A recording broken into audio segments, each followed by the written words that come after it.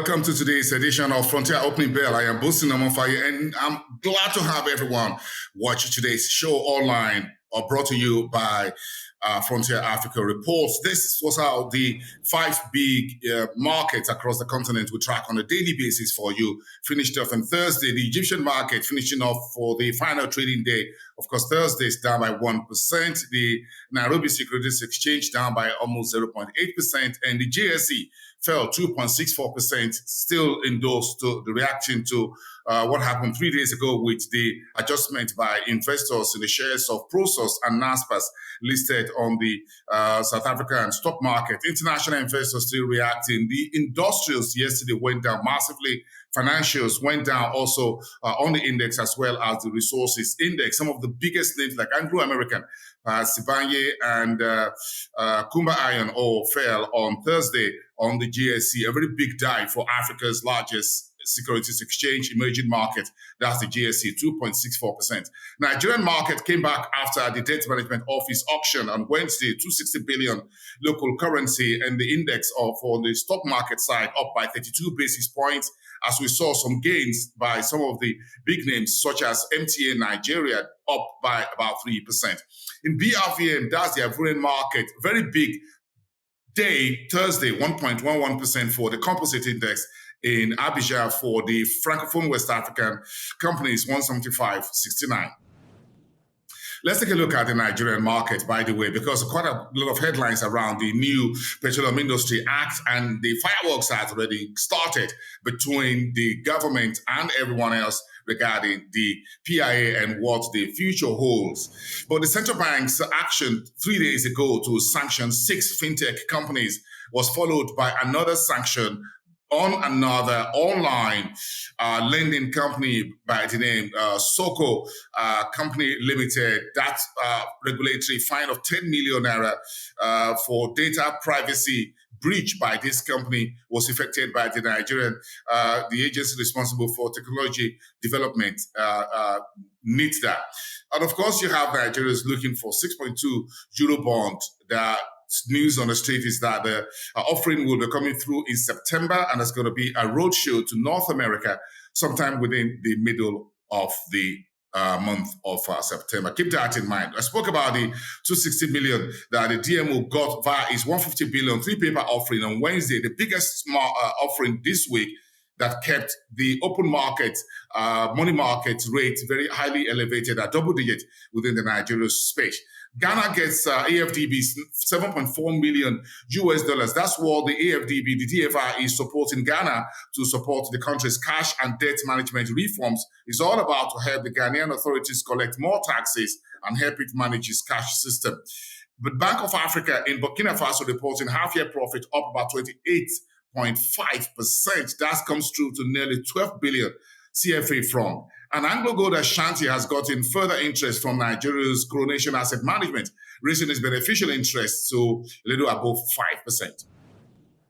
Let's take that down and look into the East African market, because the reporting season for the market across Africa is ongoing, with the bank supporting within the Kenyan market. KCB, one of the largest listed commercial bank in Kenya, reporting half-year profits of 15.3 billion shillings within the first 6 months of the year, and restructuring of foreign currency loan, according to Sanlam in Kenya, was about $27 million. Pure Software opens its first African office in Nairobi. Congratulations to the folks in Kenya for hosting the headquarters, first African footprint for this company on the African continent.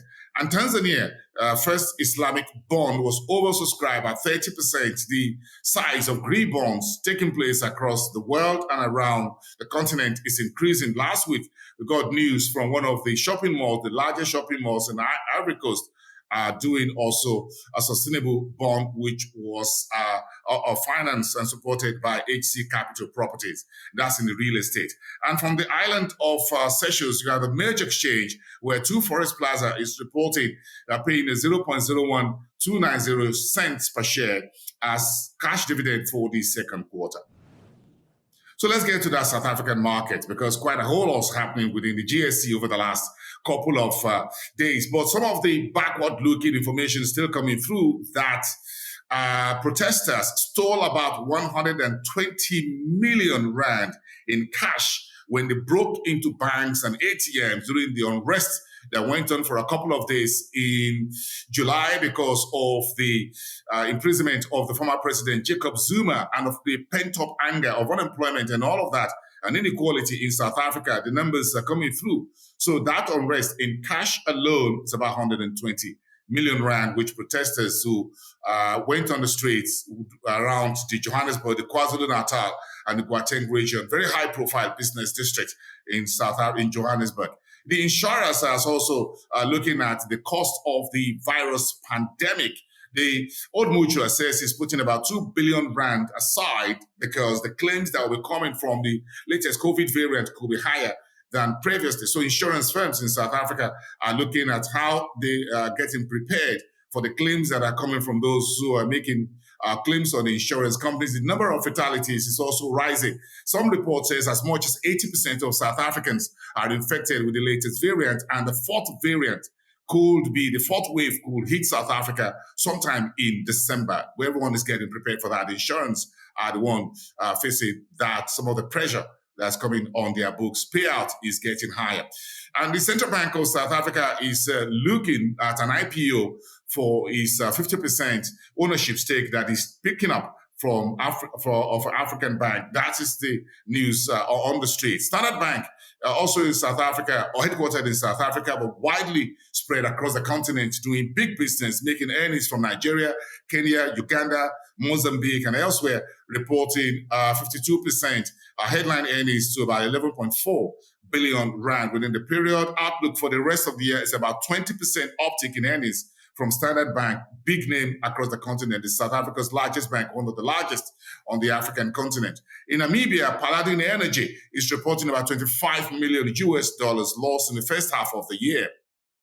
And the Zambians are still basking in the euphoria of the ousting of President Edgar Lungu and the new president-elect and the female vice president who will be taking office in the next couple of days. The power transition in Zambia is getting investors' attention. The Kwacha has so far been the best currency performer, according to some reports from Bloomberg and Azar Finance, because investors are weighing very increasingly positive sentiment on the new administration that's expected to take over in Lusaka. In the meantime, this week we got news that the Zambia has opened 2 new international airports, both of them costing roughly about $1 billion. Finish up with me in North Africa, where, of course, the Egypt is closed for the rest of the week. The European Bank for Reconstruction and Development is giving the United Metals Company of Egypt about $25 million as a 2-year credit to expand its operations. And Contact Financial Holdings, which is a financial services company, is floating about 1.5 billion Egyptian pounds. That will be the fourth quarter starting the month of October. We'll see how that offer of a securitized bonds are floated on the EGX. Let's see how that pays out.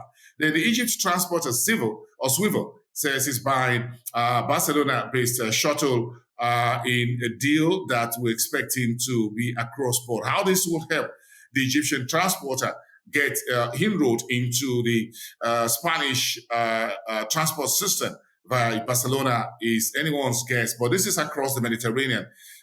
Infrastructure investment, by the way. Banks in Morocco says their loan book was up about 3.7% by the month of June. That's roughly 1 trillion local currency. That's the dirhams. And the report's not looking good on Tunisia because the economy shrank 0.2% in the second quarter. The economy is still volatile because the President Saied is putting both the legislature and the executive branch in his back pocket. That is not looking good, according to reports. Even Bloomberg this morning reported that Tunisia has to find a new economic direction. Washington is asking the authorities in Tunis to hold discussion very quickly with the International Monetary Fund to relieve Tunisia of some of its debt and provide new funding window. So what's the outlook for the Nigerian markets next week? On the economic front is going to be a little bit busy starting from Monday. We're expecting to get some economic data from the Statistics Office as far as the country's capital importation is concerned. Keep that in mind. On Monday, we'll get that. The biggest economic data, the GDP for the second quarter, April to June, will be on the street on Thursday, the 26th. And to wrap up next week, Friday, we've got the banking sector and the telecom select data from the Nigeria Statistics Office. So it's going to be a very busy week on the economic front for Nigeria next week. Keep that in mind. We'll start reporting everything and analyze them for you here on Frontier Opening Bell. This has been the show for today. I am BoA Burkina Faso. Have a great weekend. See you next week, and bye for now.